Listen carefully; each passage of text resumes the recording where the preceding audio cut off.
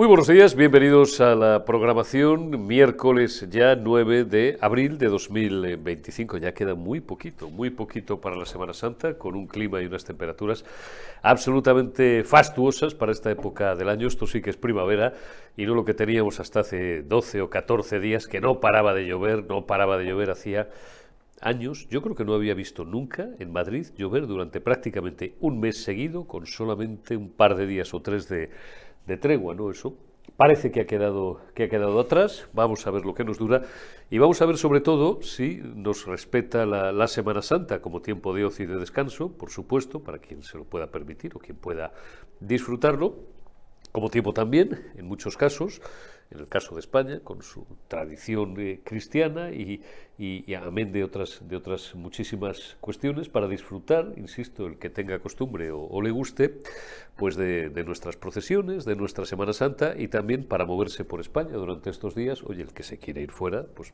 nos parece también estupendo.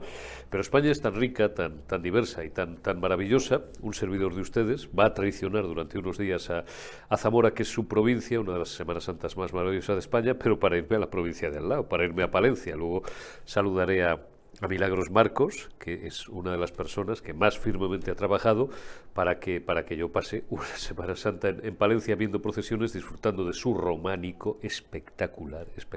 Ahora voy a saludar a John de Zulueta, que precisamente es historiador de formación y que seguro que tiene una idea absolutamente cabal de las joyas arquitectónicas y de la maravilla que en Italia también. Italia es el primer país más monumental del mundo, y España, seguido a corta distancia, digo, por España, ¿no?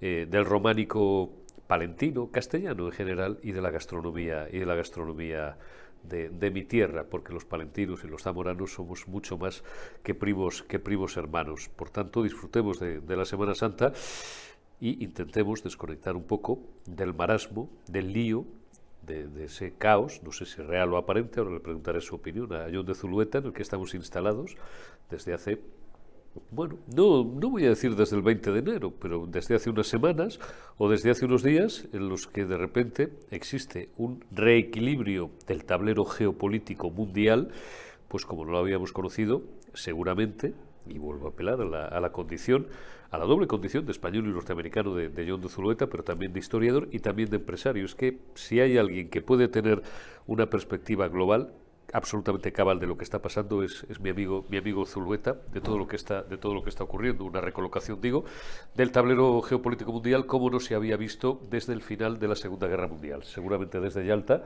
y el periodo posterior de la llamada Guerra Fría. Un reequilibrio también de todos los flujos comerciales internacionales, que trae aparejado, como no puede ser de otra manera, porque van de la mano, los flujos financieros. Y dentro de ese reequilibrio, pues también la lucha de las determinadas, cada una de las potencias, China por su lado, Estados Unidos por supuesto, Rusia por el suyo, y la Unión Europea, pues desde una posición bastante débil y bastante inane, en nuestra opinión, porque eso es así, otra cosa es que nos guste más o menos, pero intentando sacar la cabeza también y defender sus intereses. No voy a hacer referencia, porque esto está grabado unas horas antes. Os lo recuerdo siempre al estado de las bolsas. No sé si este miércoles por la mañana, vuestros efectos, cuando recuperéis este enlace o lo veáis en directo, cuando lo emitamos, lo programemos para el miércoles 9, a partir de las 9 de la mañana. Pues no sé si habrán abierto con algún repunte, pero en cualquier caso lo que nos importa destacar es esa tendencia a una corrección más que severa. Hay muchos que hablamos ya de un cierto sell-off.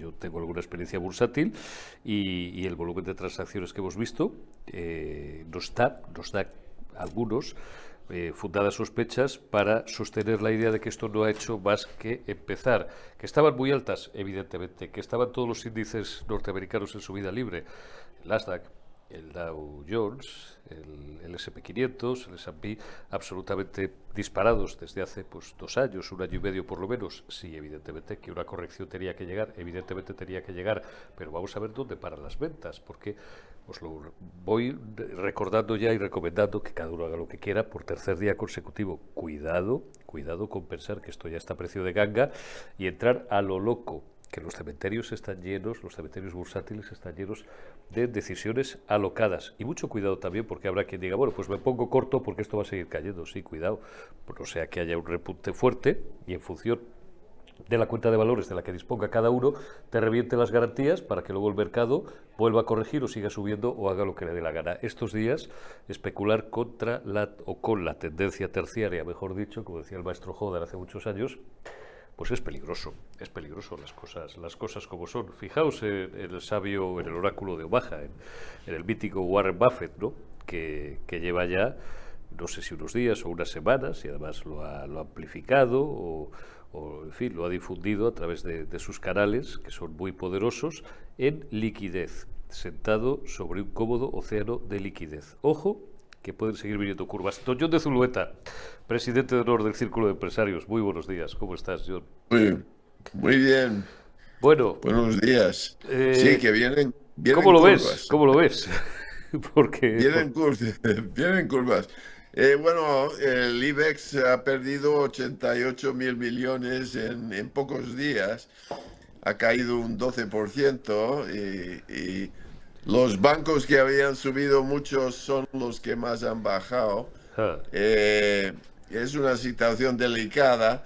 El miércoles, recuperación clara, yo creo, ya empezó en Asia, subirá en Europa y subirá en Estados Unidos. El premercado en Estados Unidos y está muy positivo. O sea que yo creo que por lo menos la primera caída va a haber un pequeño rebote ahora. Lo que hay que tener mucho cuidado, como dices, porque esto va a durar, calculo, por lo menos un mes, más o menos, y eso puede subir y bajar como nada, como sí, eh, como un no sé, como un yo-yo, ¿no? Esto como, como, como puede un yo-yo, pegar exactamente. unos bandazos tremendos. Y eso es peligroso porque No, esos bandazos, como los pitones del toro, ¿no? claro. Te pueden enganchar y te pueden triturar. Exactamente, exactamente. Y Warren Buffett ha sido muy inteligente, como bien dices, liquidez. Él ha ido a bonos americanos y es de los pocos que, bueno, el mercado americano ha estado a la baja desde inicio de año. Sí. Y el único gordo que está ganando dinero de los grandes inversores ha sido Warren Buffett, que ha ganado un 16% antes de las caídas últimas, porque el suyo también cae, pero tiene mucho bono americano y el bono americano va bien. Y ahí recupera un poco su caída en renta variable. Eh, Eh, Mencionaste la historia y la historia post la Segunda Guerra Mundial, pero realmente hay que retroceder a los años 30, sí. justo después de el gran crack del 29. En los años 30 hemos visto que Estados Unidos subió los aranceles como medida de protección y fue un fracaso tremendo, que es un poco más o menos, yo creo, lo que va a pasar aquí. Pero Trump quiere bajar la fuerza del dólar porque tiene muchísimas deudas que tiene que refinanciar este año. Y entonces hay cierta lógica detrás de la locura de Trump, y su día de liberación, que es el día que pone todos los aranceles, porque quiere que el dólar baje, que la situación económica baje, eh, que no venga la recesión, pero parece ser que ya está viniendo en Estados Unidos y él quiere evitar eso. Es un juego aquí de muchísimo riesgo, o sea, estamos hablando de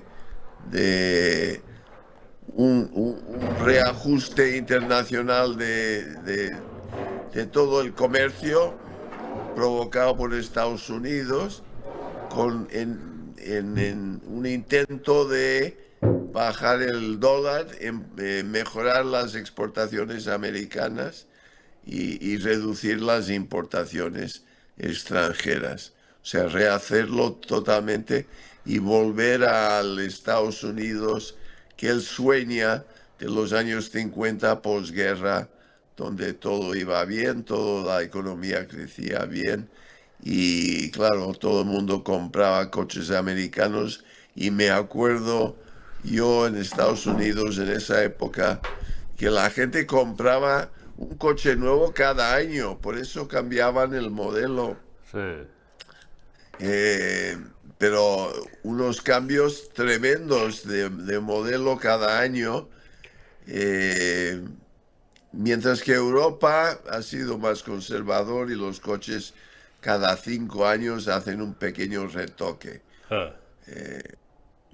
Pero ese mundo Estados Unidos no va a volver a verlo, porque claro, Europa se ha recuperado y sobre todo que China, que no era nada, ahora es una gran fuerza. Claro.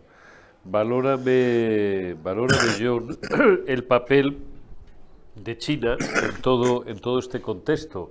Cuando nuestros espectadores vean esta charla, o bien en tiempo real, en cuanto la soltemos al aire, o en días subsiguientes, pues iba a decir Zapatero. Fíjate que estaría yo pensando. Pedro Sánchez llevará pues ya unos días en China tratando de hacer negocios. Le acompaña, como siempre, en este tipo Sí. de viajes institucionales, importantes empresarios. Le ha allanado el camino ese engrasador del mundo chino en España, que en los últimos meses se llama José Luis Rodríguez Zapatero, sin entrar a valorar el papel de Zapatero, que ya lo hice el otro día en el formato político, que a mí me resulta un poco vidrioso, más siendo como es un expresidente del gobierno. Pero bueno, cada uno sabrá, y tampoco quiero ir más lejos de lo que ya fui. Más que un consejero parece otra cosa. Pero bueno, digo que Pedro Sánchez, intentando abrir allí camino, no es la única visita que se ha hecho a China por parte de un representante europeo. El comisario europeo de Comercio, pues estuvo, no sé si fue hace una semana o 10 días, o en fin, hace relativamente muy poco, estuvo también allí entrevistándose con los líderes chinos. ¿Cómo ves el papel de China en este nuevo tablero geopolítico mundial, en este nuevo escenario? Bueno, los chinos están preparados y son los únicos que enseguida que puso Trump los aranceles a 34% por encima del 20% que ya tenían, o sea, están a 54%. Ellos respondieron con 34% y ahora Trump dice que va a meter otro 50% si no rebaja. O sea que irían a 104%. Y están ellos absolutamente preparados para esa guerra. No hay ninguna duda, ninguna debilidad en China en cuanto a poder pelear en el mundo con estos aranceles en Estados Unidos. No olvidemos que ellos pueden hacer comercio con todos los otros países donde no hay aranceles y por eso Sánchez será bienvenido. Por eso Huawei ha hecho unas importantes inversiones en Europa con lo de 5G y las redes. Y bueno, me acuerdo en mi etapa de presidente del Círculo de Empresarios, recibiendo los chinos. Los más amables en este momento son los chinos. Me metieron 2 socios en el Círculo de Empresarios. El embajador chino me invitó a la gran comida del Año Nuevo, Sí. donde vino un avión con toda la comida y un cocinero chino para prepararlo aquí en un hotel en Madrid. Qué bueno. A mi lado estaba el de Mercadona Roche. de China. Mercadona Mercadona de China. Oye, no que sabía que tienen teníamos una... Mercadona en China. Claro, Perdón yo tampoco. por mis lagunas, pero no creo que sea un dato muy Ya, conocido. Qué bueno, ¿no?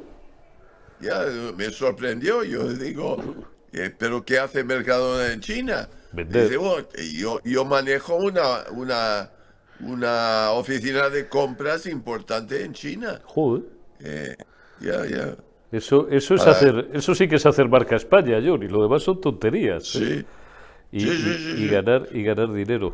Oye, ¿hay preocupación, tú que hablas todos los días o todas las semanas en conjunto, con no pocos, siempre hago referencia a ello, presidentes o consejeros delegados de empresas cotizadas del IBEX 35, percibes, y también con representantes sindicales, tienes buena relación con Garamendi, en fin, con el señor Galán, con muchísimos, ¿no? Con los actuales representantes de Telefónica, con muchas empresas muy importantes y con financieras también, que pues, solamente 2 o 3, ya sabéis cuáles o 4, su ponderación es el 60%, casi 2/3 del selectivo español. ¿Hay preocupación por el contexto?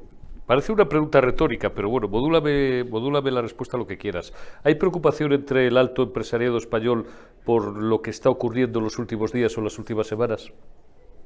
Mucha, porque la gran preocupación es que Europa crece muy poco en este momento. España crece un poco más gracias básicamente al turismo, Sí. pero hay una gran preocupación porque Europa, estos aranceles no afectan mucho a España porque exportamos, aparte de vino y aceite y algún producto electrónico, España no es de los grandes afectados aquí en esta guerra. Pero Alemania sí, Francia sí. Y entonces la Unión Europea es una situación delicada. Nosotros realmente exportamos a la Unión Europea y si hay una recesión en los países importantes va a afectar a España. Y sí que hay una gran preocupación también por el tema del valor bursátil. España justo este año había recuperado en la banca bastante y ahora todo esto va por el suelo. Entonces, si los bancos van mal, pues hay menos préstamos para las empresas entonces se hunden porque, claro, el crédito bancario es la grasa de la máquina y ahí hay mucha preocupación y también, bueno, gigantes que han invertido mucho, Ferrovial, Iberdrola, estos que han invertido mucho en Estados Unidos, están preocupados para cara a sus relaciones con Estados Unidos. Eh, el tema es que todos los productos, básicamente todos los productos españoles del campo que van a Estados Unidos lo pueden comprar de Marruecos a un precio inferior y con un arancel del 10 en vez del arancel del 20. O sea que estamos ya en una peor situación competitiva. Eh, pero hay mucha preocupación. Esto ha sido una jugada muy fuerte e incluso en Estados Unidos por primera vez hay una división entre los que estaban apoyando a Trump y los que ahora ya dicen que el hombre está loco y Bueno, eh, ya no tiene el apoyo que tenía, porque mira lo que han perdido bueno, en papel, porque no pierdes hasta que vendes tus acciones, pero ya, en bueno, lo que papel, pasa es que eso que ya lo he leído esta mañana yo, que sabes que humildemente alguna experiencia bursátil tenemos, a nivel de pequeño inversor, pero moviéndome entre inversores, vamos a dejarlo en medianos, Y luego, pues en mi círculo, digamos, más personal, sigo teniendo personas que siguen estando en los mercados a muy alto nivel, como Daniel Lacalle, sin ir más lejos, con el que sabes que tenemos amistad personal, que es el economista jefe de Tresis, y antes ha llegado a pasar incluso no de tantos años que estaba en Pinco, aunque Pinco es renta fija, no renta variable y tal, pero digo, por centrarnos, estos axiomas de uno no pierde hasta que no vende. Claro, tú cuando tienes unas ganancias muy potentes en tu cartera de valores porque estás invertido en un portfolio que a lo mejor está obteniendo una revalorización, el segmento temporal que sea, 6 meses, un año, como si son 5 años, dices, es que voy ganando un 70% en mi portfolio y tal, ya, pero eso no es una ganancia real hasta que no vendes. Claro, no es una pérdida real hasta que vendes. Efectivamente, eso técnicamente es cierto. Lo que pasa es que yo, que durante una época era muy aficionado a jugarme, no demasiado dinero, porque ahí te iban con el cuchillo en la boca y era muy peligroso. En el Pink Sheets, por ejemplo, que recogía empresas, era un índice, no sé si te lo comentaba a ti el otro día o a Daniel o a alguien, un índice que recogía empresas pues que se habían acogido a lo que era el Chapter 11, el capítulo 11, que estaban deslistadas y cotizaban en un mercado ahí un poco raro y tal, que a lo mejor metías un suponer, vamos a decir 1.000 o 2.000 dólares o 2.000 euros, ¿no? Y en una semana te encontrabas con que tenías 50 euros, porque estas cosas te pasaban. Dices, bueno, pero hasta que no venda, no pierdo. Ya, pero ¿y quién te dice el tiempo que puede tardar en recuperarse los índices? Que es un poco la gran preocupación, John. Esto, el movimiento, no, como decía yo al principio y cerramos como empezamos, no ha hecho más que empezar. ¿O tú crees que esto va a ser un sarampión pasajero? Has dicho un mes. Si solo fuera un mes, vamos, canto en los dientes, como decimos en castellano castizo. O sea, del mal el menos, si solo fuera un mes. Pero ¿no será el anuncio de unos tiempos inciertos que serán un poco más largos en el tiempo? Bueno, tiempos inciertos mientras esté Trump.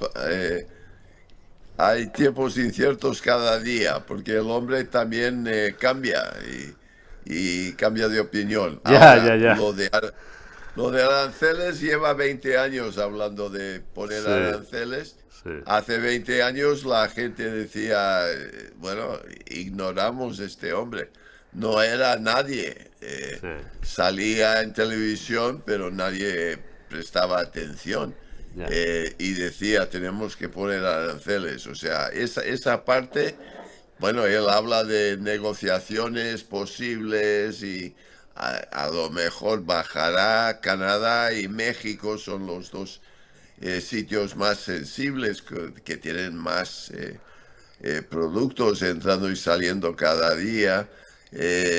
Pero la inflación que va a llegar a Estados Unidos va a provocar unas protestas mayores a las que hemos visto ya los últimos días. Eh, pero yo creo que hay un sinfín de economistas y grandes inversores que ya están diciendo esto es una locura. Eh, y nos vamos, este hombre nos lleva directamente a hundir nuestra economía. O sea, que en algún momento Trump yo creo que dará marcha atrás. Eh, no por debajo de eso, el 10% para él es básico. Yo creo que sí. eso no va a ceder nunca, pero esto del 20 en Europa mejor baje al 10. Eh, yo creo que estos vaivienes en la bolsa, altibajos que hemos visto, ese pánico de los últimos días, eso es lo que va a durar un mes. Pero efectivamente, a partir de ahí hay grandes posibilidades de una recesión en Estados Unidos. Eh, una cosa es el pánico en la bolsa, eso tiene su vida contada. Yo no doy más de un mes. La bolsa ya buscará su nivel y se quedará quieto en ese nivel. El nivel puede ser 10% más bajo que hoy, o puede ser 10% más alto que hoy, pero ese nivel se mantendrá porque el pánico pasa. Lo que viene después es una economía americana que puede sufrir muchísimo, porque la inflación aconseja, claro, la Reserva Federal a no bajar los tipos para controlar la inflación, y eso es lo que no quiere Trump. Trump quiere que bajen los intereses en Estados Unidos Ya. y que bajen rápido, porque él tiene mucha deuda, y tiene que refinanciar esa deuda y quiere un dólar más barato. Y eso es el impulso básico detrás de toda esa maniobra. Eso a fe que lo va a conseguir. Bueno, ya lo está consiguiendo con las bajadas que hemos visto en los últimos 10 o 15 días del 10 años norteamericano, incluso por debajo del 4, el 3,95, creo que lo vimos Riera y yo, pues ayer, sin ir más lejos, ayer o anteayer. John de Zulueta, presidente de honor del Círculo de Empresarios, pues te envío un abrazo muy grande, gracias como siempre por tus valoraciones, cuídate y hasta dentro de unos días. Un abrazo. Un abrazo grande, John de Zulueta. Doña Milagros Marcos, amiga lo primero de todo, y después de amiga, diputada del Partido Popular y además diputada, pues portavoz de una de las comisiones más importantes del Congreso, que es la Comisión Mixta para la Unión Europea. Tienes cara de estar cansada y adivino por qué, porque debes de llevar unos días de los de ovación y vuelta al ruedo. ¿Por dónde empezamos, Milagros? Buenos días. Buenos días, ¿qué tal? La que está cayendo. Bueno, pues te voy a dejar la pregunta como los del nodo de antes. Cuando llegaba un ministro de provincias, llegaba el tío de allí, imagínate, de Radio Nacional, voy a decir una que nos es ajena a ti y a mí, para que nadie se me enfade, en Almería, y le decía al ministro, alcance y contenido de su visita. Bueno, pues Milagros, así en genérico, alcance y contenido de la que nos está cayendo. Bueno, creo que la situación es muy grave y hacen falta respuestas muy serias, no parches y ideas que surjan de aquí para allá, sino algo trabajado, pensado, consensuado y riguroso. O sea, no estamos para bromas. España no está para bromas, ni con el tema de los aranceles y la situación geopolítica que hay, ni con el tema de la defensa y la seguridad nacional, ni con el tema de la situación que en este momento viven los españoles. O sea, no puede ser, ¿no?, que con la que está cayendo el gobierno haga propuestas y lance proclamas, ¿no? Creo que no es lo que toca en este momento. Lo que hace falta es escuchar a los sectores, que es lo que ha hecho ayer el presidente Feijóo, y a las comunidades autónomas, que son las que gestionan la mayoría de las políticas que llegan a la gente, y a partir de ahí elaborar un trabajo y hacer unas propuestas serias y rigurosas que resuelvan los problemas. Propuestas en Europa, a nivel europeo, a la Comisión, y propuestas a nivel nacional para que el Gobierno realmente se tome el problema en serio. ¿Qué impresión tenéis? Ayer coincidí en un acto, lo que pasa es que había tantísima gente. Y fíjate que tuve oportunidad de acercarme a él, porque de hecho Daniel, que llegó en los últimos minutos, Daniel Lacalle, que le envíe un abrazo, porque el hombre últimamente, yo creo que está prácticamente en todas partes. Le dije, tienes el don de la ubicuidad. Estuvo Daniel sí estuvo charlando un rato con él, estaba en la presentación del libro de Riera y de Vasco, y estaba allí Juan Bravo. Estaba sentado en las últimas filas, además, entre nosotros, pero bueno, luego pues terminan los actos y la gente empieza a entrecruzarse y empiezas a saludar unos a unos, otros a otros, y me quedé con ganas de preguntarle, digo, ¿por qué? ¿Por qué digo esto? Porque hace unos días estuvo más de 2 horas reunido el ministro de Economía, Carlos Cuerpo, con Juan Bravo, que es el responsable, el vicesecretario, creo que es, si no corrígeme, para todo lo que tiene que ver con los asuntos económicos y fiscales del Partido Popular. Bueno, no se desvelaron muchos detalles de la reunión, cosa que yo entiendo perfectamente porque forma parte de las generales en cuanto a los procedimientos políticos al uso, aunque con esta gente siempre hay que ir despierto y con el arma, metafóricamente, con el arma cargado, porque luego termina una reunión y a la media hora te están vendiendo, digo los socialistas, para que nadie se me pierda, y de lo que hemos pactado nada de nada, ¿no? Pero bueno, yo lo que sí percibo como música general, y por lo que me han dicho, es que el Partido Popular le hizo una serie de propuestas de cara a un consenso, y también he escuchado en las últimas horas al presidente nacional, Alberto Núñez Feijóo, de cara al consenso y tal, y el gobierno, una vez más, qué novedad, pues prácticamente o las ha despreciado o no las está considerando de una forma suficientemente relevante. O sea que yo no veo al gobierno ni al señor Cuerpo, cuerpo que luego por lo demás tiene una facha, perdón, una apariencia absolutamente impecable y es un gentleman, aparte de ser un tío preparadísimo, pero bueno, luego la gente hay que definirla, igual que a los partidos, por sus hechos, no por sus palabras. No les veo con muchas ganas de llegar a un consenso con el principal partido de la oposición y con el partido más votado de España, que siempre lo recuerdo. Hombre, yo creo que una situación de esta requiere del consenso y el acuerdo entre los principales partidos. No entiendo que sea una cuestión de color político ni de ideologías, sino de resolver los problemas. Claro. Entonces, el Partido Popular ha hecho lo que debe, ponerse a disposición del Gobierno y hacer propuestas después de escuchar a los sectores. Yo creo que es la forma de trabajar y es la forma en la que queremos que se resuelvan los temas. ¿Qué hemos hecho? Propuestas para que a nivel europeo se resuelva el problema con firmeza, con diplomacia, con inteligencia y con unidad. La primera es que tenemos al señor Sánchez en China, ¿no? O dispuesto a ir a China. No sabemos con quién ha pactado esta decisión ni si eso hace que España, el tema de la unidad ya empiece a quebrarse a nivel europeo. Hemos hecho propuestas para que la Unión Europea actúe y para que, en primer lugar, los fondos que se recauden, por ejemplo, de las contramedidas arancelarias que se puedan poner y que recaude la Unión Europea vayan orientadas a minimizar el impacto de aquellos sectores que realmente van a tener problemas con el tema de los aranceles. Si se recaudas más, lógicamente esa recaudación debe ir a ayudar a los que tienen que soportar esa caída de ventas o ese incremento de costes como consecuencia de los aranceles. Hombre, que se simplifique cuanto antes, ¿no? Y se aplique el informe Draghi. O sea, estamos hablando de que va a haber un decreto ómnibus a nivel europeo en el que se simplifique toda la trama, el entramado administrativo y burocrático que tienen las empresas. Vamos a intentar acelerar esto para facilitarlo lo más posible. Y luego, bueno, hacer valer a la Unión Europea en el mundo, ¿no? Somos 450 millones de ciudadanos.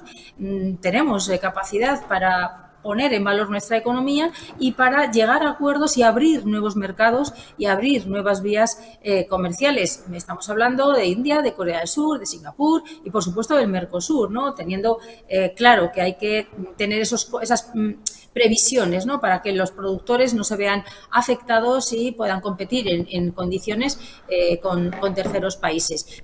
Propuestas que se han hecho a nivel europeo, que se han enviado, y propuestas, lógicamente, para el gobierno de la nación, que es quien tiene la responsabilidad.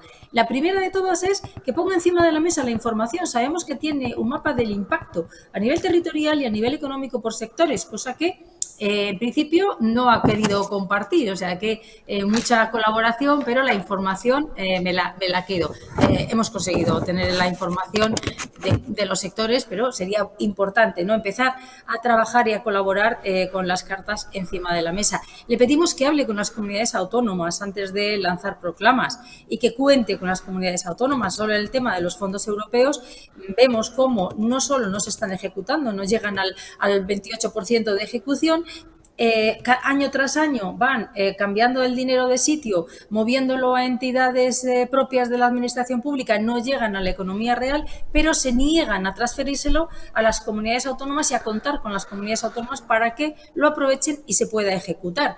Estamos hablando de lo mismo, ¿no? Si hay contraaranceles y el gobierno tiene retorno, lógicamente que lo lleve y que se lo dé, se lo transfiera a las entidades o a los sectores que se vean más afectados. Hay un paquete de medidas que ha planteado el gobierno que realmente lo que hacen es cambiar el dinero de sitio. Han planteado 14.000 millones, pero resulta que 6.000 no aparecen en las propuestas. Préstamos que no sabemos cuáles van a ser las condiciones y luego habría que devolver. A fondo perdido solo aparece las ayudas del coche eléctrico que ya estaban en su momento. O sea, ahora las oriento a una cosa, mañana las oriento a otra. Primero el dinero europeo lo utilizo para el tema del COVID, después para la DANA, después para el problema de los aranceles, y la realidad es que no sabemos dónde ha llegado ni qué están haciendo con ello, porque no ha llegado a ningún sitio, ¿no? Hay que promover la comercialización, hombre, de los vehículos, pero claro, es que todo el mundo que tiene problema con los aranceles se va a comprar un vehículo eléctrico. Pues no sé, yo tengo mis dudas, ¿no? Entonces, bueno, creo que es importante que el Gobierno escuche las propuestas del Partido Popular, que realmente haya medidas efectivas, y esto pasa por trabajar de forma coordinada y conjunta con los sectores y con las comunidades autónomas, y pasa por abordar 3 elementos clave. El primero, y se lo ha planteado el presidente Feijóo, el que haya un plan claro en el que se hable de la competitividad. Tenemos que hablar de plan de competitividad industrial, y para eso lo que no podemos es permitirnos el lujo ni de que se aumenten los gastos ni de que se reduzcan los ingresos que tienen ahora mismo estas empresas, que están además afectadas por el tema de los aranceles. No podemos permitirnos que haya más gasto en materia energética. No podemos permitirnos que se cierren las centrales nucleares. Por lo tanto, el plan de competitividad que plantea el presidente Feijóo, lo primero que hace es proponer que se mantenga la vida útil de las centrales nucleares.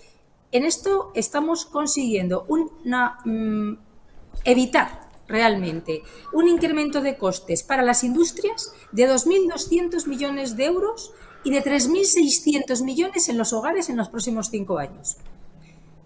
Yo creo que no es baladí. No, ¿qué coño va a ser baladí? Vamos, me parece nuclear, parece nuclear, sí. Claro, son medidas que reducen gastos a las empresas, o por lo menos que no se los incrementan. Y claro, es que si se cierran las nucleares van a tener este gasto añadido.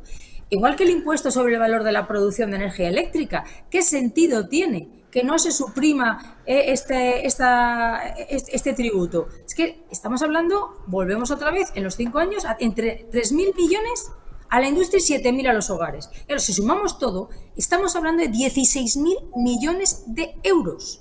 16.000 millones de euros que tendría de ahorro directo el no incrementar estos costes, tanto los hogares como las industrias, en 5 años. Creo que son medidas que realmente solo son cuestiones ideológicas fundamentalmente. Otros países lo están haciendo y la Unión Europea ha considerado que es energía limpia y se puede abordar. El plan de infraestructuras hidráulicas, es que hay dinero de los fondos europeos que no se están ejecutando y que en otros países se están ejecutando para garantizar la productividad de las empresas y el poder tener agua. Y en España, pues no hay un plan de inversión en infraestructuras hidráulicas, que es crucial. Esto sería alguno de los ejes del plan de competitividad industrial que se debe trabajar, insisto, con los sectores y con las comunidades autónomas. El segundo plan es el plan de reformas fiscales. Y este plan de reformas lo que trata es de reducir los gastos que tienen ahora mismo. Han incrementado 97 impuestos. El impuesto al plástico solo lo tiene España, y el aceite que va a perder 1.000 millones o que está exportando 1.000 millones a Estados Unidos va a tener un serio problema. Pues además tiene que pagar el impuesto al plástico, que no lo paga ni en Italia, ni en Francia, ni en ningún otro país, ¿no? Entonces, si estamos hablando de libre comercio fuera, habrá que creérnoslo y tener una política económica cada vez menos tutelada y proteccionista, ¿no? en España. Lógicamente, hay que abordar el plan fiscal. Hemos planteado para el sector agrario, reducir impuestos que no tienen sentido y que en este momento están suponiendo una sobrecarga a todo el sector empresarial. Y, desde luego, cambios acordados, pactados y estructurados. Y para eso lo que hace falta es un presupuesto, que no tenemos.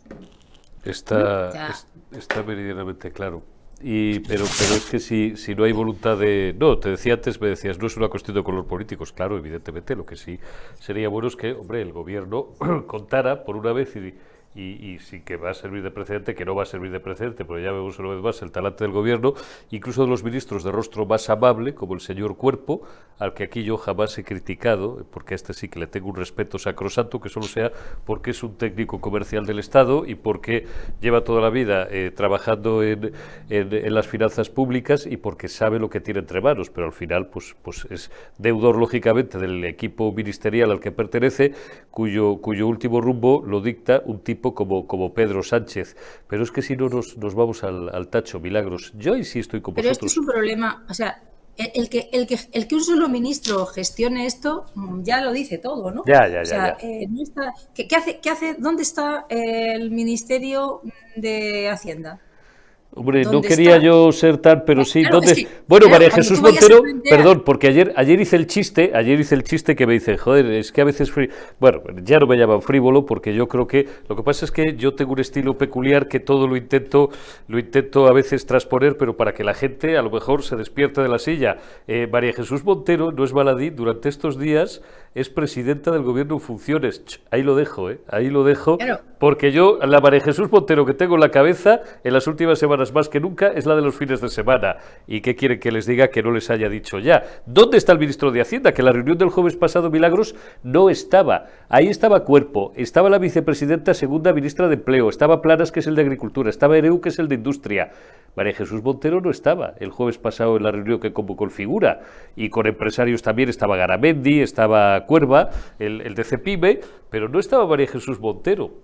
claro, pues es tan Cosa más rara. importante como que cuando vayan a analizar las propuestas del Partido Popular en las que se pide desbloquear la ley de fiscalidad agraria que nos ha vetado el gobierno y que ahorraría 700 millones de euros al sector primario, cuando vayan a plantearse la reducción de las cotizaciones sociales a los sectores más afectados, cuando vayan a analizar cómo ajustar, que también lo hemos pedido, el impuesto de sociedades en los ejercicios 25, 26 y 27 y permitir la libre amortización de los activos fijos, o cuando se vaya a plantear, que también, o analizar, que también lo hemos planteado en este contexto inflacionista, rebajar el impuesto de la renta ajustando la tarifa del impuesto a la inflación, ¿no?, que hay en este momento.